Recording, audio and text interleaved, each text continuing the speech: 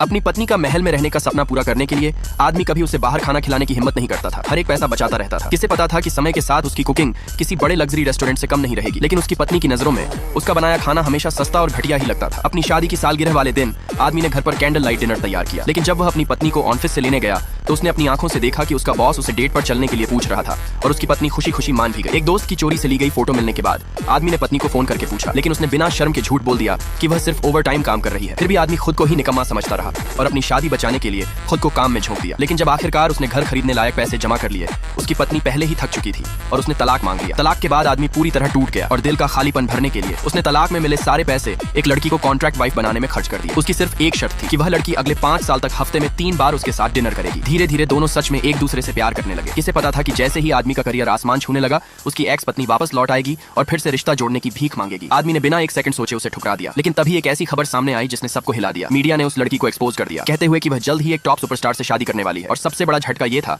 कि आदमी की वही एक्स पत्नी उस सुपरस्टार की वकील निकली। मौका देखते ही उसकी आंखों में लालच भर गया। आदमी को फिर से अपना बनाने के लिए एक्स पत्नी ने चुपके चुपके उसके खिलाफ चाल चलनी शुरू कर दी।